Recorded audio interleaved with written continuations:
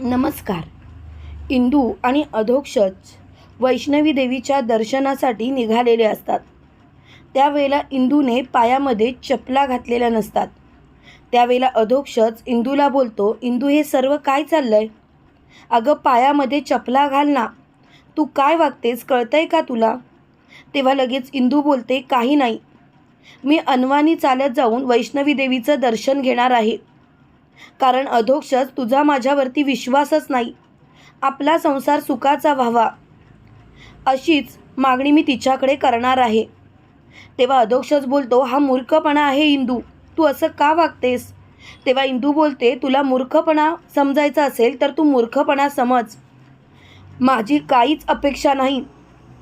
हे बघ अधोक्षज, खरं सांगू का, मला जर का तुला फसवायचं असतं तर मग मी लग्न झाल्यानंतर सुद्धा गोपाळ आणि माझ्या प्रेमाबद्दल तुला सांगितलंच नसतं. पण मी मात्र ते सत्य तुझ्यापासून लपवून ठेवलं. पण आता मात्र एक गोष्ट लक्षात ठेव, कितीही काही झालं तरीसुद्धा मला तुझ्याशी बोलायचं आहे, तीच गोष्ट खरी आहे. आणि ती म्हणजे एकच, काही झालं तरीसुद्धा मला तुला कसं समजावू तेच कळत नाही. हे बघ आदू, मी तुझ्याशी अगदी मनोभावे लग्न केलं आहे, खरं सांगायचं तर मनापासून. पण तुला मात्र ते पटतच नाही. तुझा फक्त आणि फक्त त्या गोपाळवरती विश्वास आहे. आदू तुला तर माहिती आहे ना, ही इंदू कधीच खोटं बोलत नाही. तेव्हा लगेच अधोक्षज म्हणतो, इंदू ते जरी खरं असलं तरीसुद्धा एक गोष्ट तू सांग ना, तू जे काही वागतेस ते खरं आहे का? तेव्हा लगेच इंदू बोलते, आदू तुझा माझ्यावरचा विश्वास उडालाय, माझा नाही. काय आहे ना आदू, तू जे काही वागतोयस ते तुला तुझं कळत नाही. जाऊ देत, ही माझी अग्निपरीक्षा आहे आणि मी त्या अग्निपरीक्षेतून नक्की पास होणार. आदू मी तुझ्याशी मनापासून लग्न केलं आहे आणि मी आपल्या संसारासाठी हे प्रयत्न करते. आदू माझं जर का त्या गोपावरती प्रेम असतं आणि मला त्या गोपाशीच लग्न करायचं असतं तर मी त्या आधीच केलं असतं, मी तुला फसवलं नसतं. एक गोष्ट लक्षात ठेव आदू, मी तुला सर्व काही सांगितलंय. आणि इंदू तिथून निघून जात असते. त्याच वेळेला अधोक्षज स्वतःशीच बोलतो, मी तर या गोष्टीचा विचारच केला नाही. इंदूला जर का माझ्यापासून काही गोष्टी लपवायच्या असत्या तर तिने मला कधीच सांगितल्या नसत्या. पण आता मात्र मला कळून चुकलंय की इंदू खोटं बोलत नाही आहे, तर गोपाळदादा तिच्याबद्दल मला भडकवतोय. म्हणजे मी माझ्या मैत्रिणीवर विश्वास ठेवला नाही. मी माझ्या बेस्ट फ्रेंडशी असं कसं काय वागलो तेच मला कळत नाही. मला फक्त ती सुखात राहावी एवढंच पाहिजे, बाकी काही नाही. तेवढ्यात मात्र इंदू अधोक्षजला हाक मारते, आदू अरे येतोस ना, चल ना. तेव्हा अधोक्षजसुद्धा स्वतःच्या पायातील चपला काढून अनवाणी चालत जात असतो. तेव्हा इंदू बोलते, काय चाललंय आदू तुझं? तेव्हा लगेच अधोक्षज बोलतो, खरं सांगू का, मी माझ्या मैत्रिणीला कोणत्याच त्रासात बघू शकत नाही. आणि माझी मैत्रीण जर का एवढ्या कठीण परिस्थितीतून अनवाणी पायाने चालत वैष्णवी देवीचं दर्शन घेणार असेल तर मी सुद्धा तेच करणार. कारण कितीही काही झालं तरीसुद्धा माझ्यासाठी तू महत्त्वाची आहेस इंदू. तेव्हा मात्र इंदूला खूपच आनंद होतो. त्यावेळेला अधोक्षज म्हणतो, चल. आणि इंदू आणि अधोक्षज वैष्णवी देवीच्या दर्शनासाठी निघालेले असतात. तर इकडे जेबीला खूपच राग आलेला असतो. जेबी त्याच्या गुंडांना म्हणत असतो, काही झालं तरी ती दोघं जिवंत नाही राहिली पाहिजेत, काही झालं तरी ती दोघं संपली पाहिजेत म्हणजे पाहिजेत. मला आता काही करून त्या दोघांना संपवायचंच आहे. इकडे इंदू आणि अधोक्षज अनवाणी पायाने चालत असताना इंदूच्या पायात काटा रुततो. तेव्हा मात्र इंदू मोठ्याने ओरडते. त्यावेळेला अधोक्षज बोलतो, इंदू अगं काय झालं? तेव्हा लगेच इंदू बोलते, काही नाही, काटा रुतलाय. तेव्हा मात्र अधोक्षज इंदूला एका ठिकाणी बसवतो आणि स्वतःच्या हाताने इंदूच्या पायातील काटा काढतो. तेव्हा मात्र इंदूच्या पायातून खूप रक्त येत असतं. शेवटी अधोक्षज स्वतःच्या रुमालाने तिच्या जखमेवरती तो रुमाल बांधतो.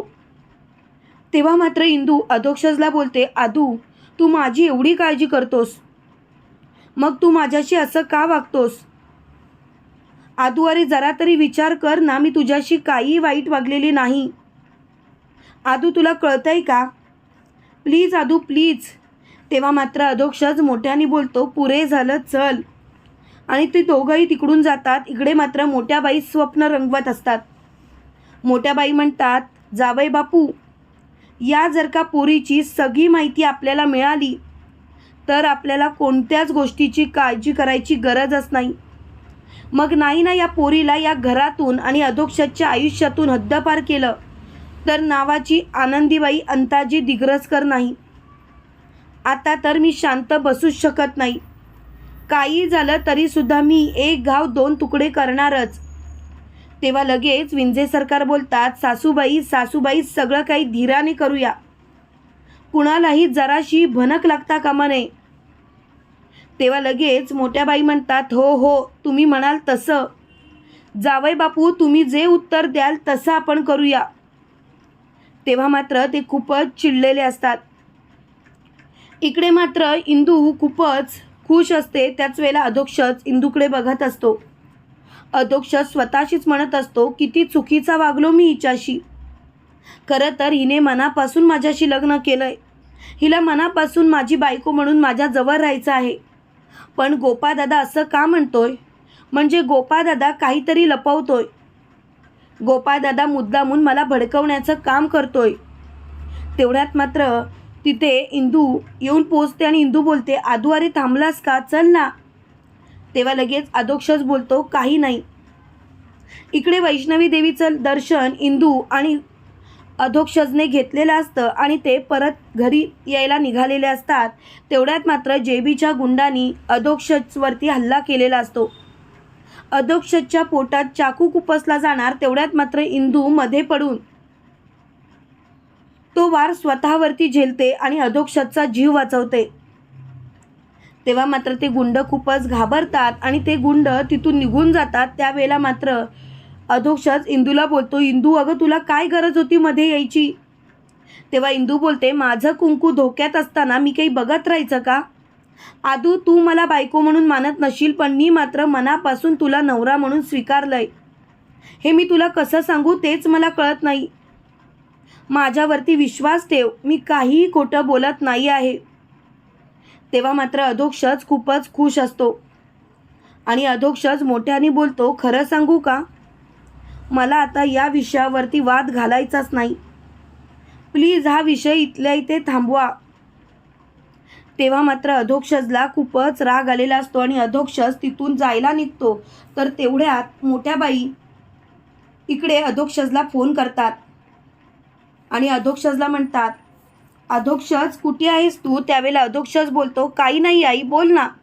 आता परतीच्या प्रवासाला निघालोय. तेव्हा मात्र